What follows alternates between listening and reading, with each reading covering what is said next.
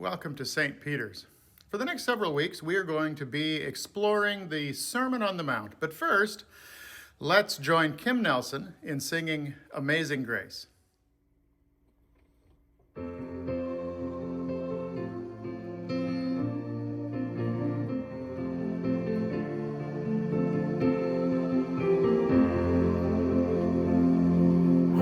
Amazing grace, how sweet the sound that saved a wretch like me.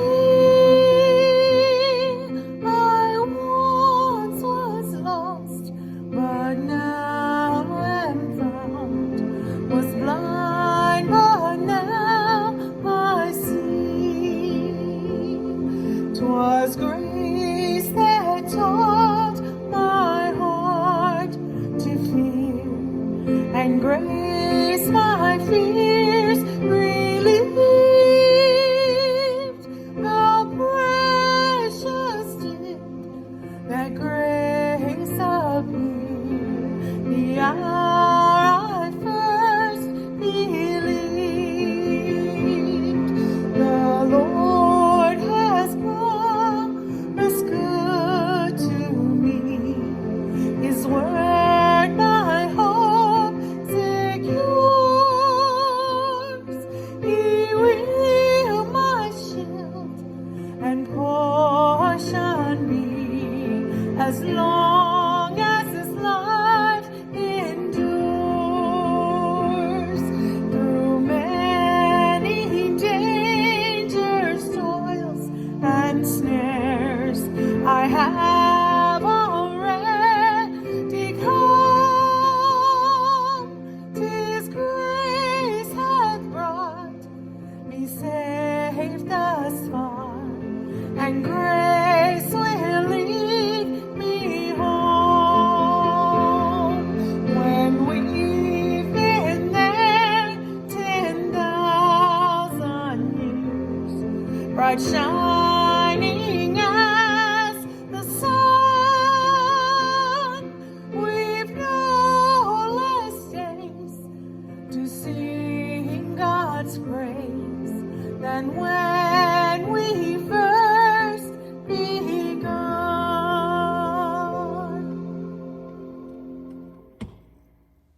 The Lord be with you. And also with you. The Sermon on the Mount, as recorded in Matthew and other Gospels, is a sort of compendium of Jesus' basic core teachings. If you hung around with Jesus long enough, these are the teachings that you would hear. And he begins with a series of really mind-boggling, countercultural, counterintuitive statements that we think of as the Beatitudes.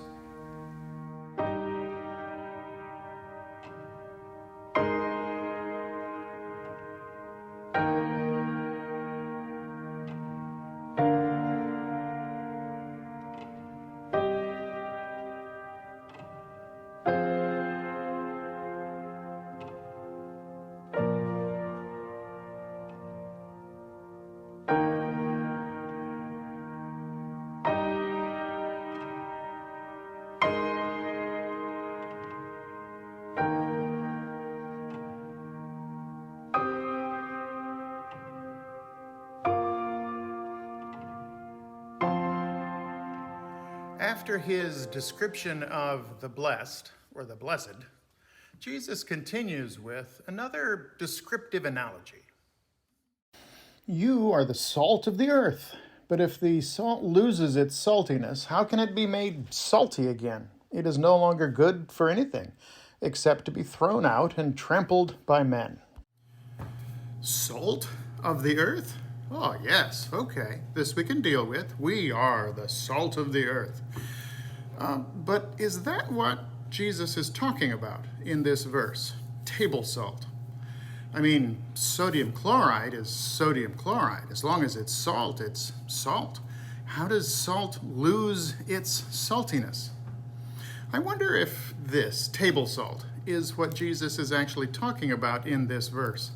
Maybe it doesn't mean what I've always thought it meant. Let's look at the Greek. The word for salt in Greek is halos. If you recall your periodic table, there was a whole group of elements called the halides, and all of them, when bonded to metals, forming a collection of elements called salts. This is actually closer to the original meaning of the word than thinking that this verse is talking exclusively about table salt. So in Greek, this word was used for all of those elements in the soil that gave it fertility. Agriculture had been going on for a long time, even by the time of ancient Greece, and it was understood that some substances, when plowed into fields, made things grow better, and that soil that had lost these substances through over-farming or whatever else became useless for growing anything, good only for paving roads. Okay, now we're getting somewhere. Halos hogio is, salt of the earth, is an agricultural term. You are, by analogy, as a follower of Christ, like amended soil, rich, deep, black, fertile soil. Can you imagine that, holding a double handful of that kind of soil? You can see it. It crumbles like moist chocolate cake. And it just smells like life. There is nothing more pleasurable to a gardener than perfect soil. You could almost eat it straight, but don't. And so that's what you are. That sort of soil, ready to give a seed exactly what it needs to grow and to thrive. And God is coming by and scattering seeds. Are you thinking of a parable at this point? So in the world, you are that sort of soil that produces a bumper crop. Now that makes a lot of sense.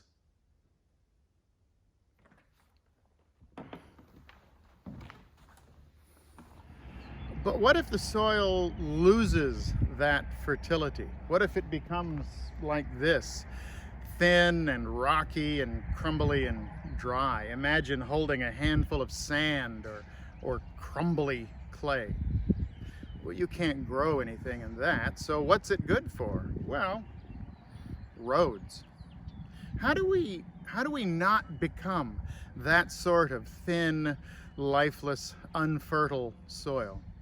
Well, Jesus ends the Sermon on the Mount with another series of statements that we will return to again and again over the next several weeks.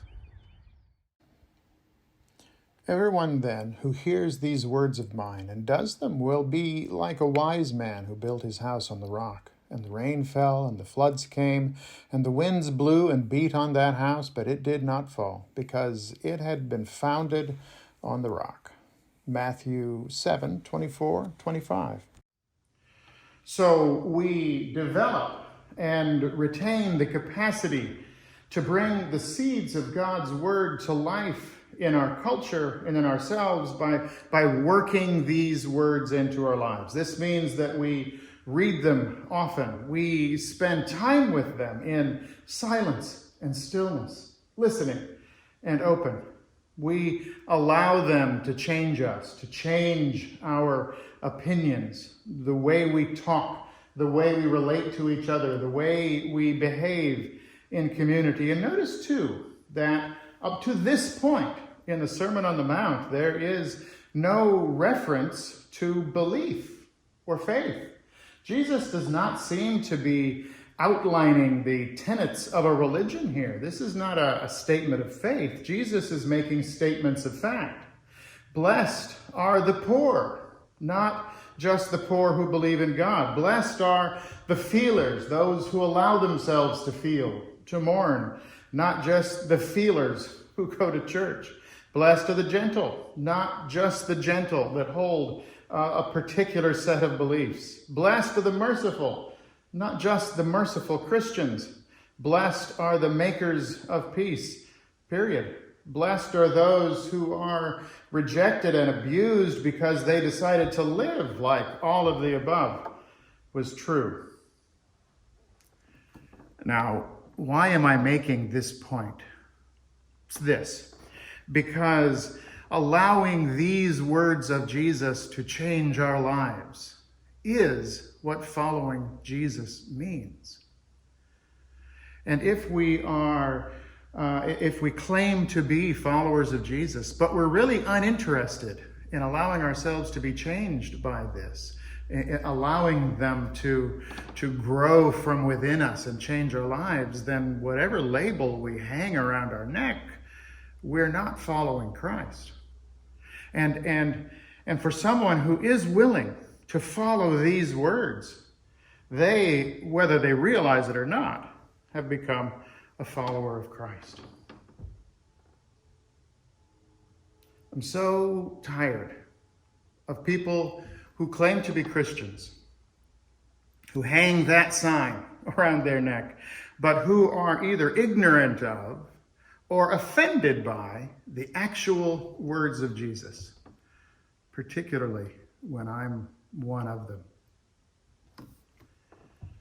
And so let's allow ourselves, as we study the Sermon on the Mount, let's allow ourselves to be changed by these words. Every week, let's ask ourselves the question, how does this affect how I live starting Monday morning? Let's be followers of Christ. And Jesus turns from the analogy of salt to the analogy of light. And we will too next week. Amen. Thanks be to God. May the Lord bless you and keep you. May the Lord cause his face to shine upon you and be gracious to you. And may the Lord lift up his countenance upon you and give you peace. Thank you for joining us today at St. Peter's. We'll see you next week.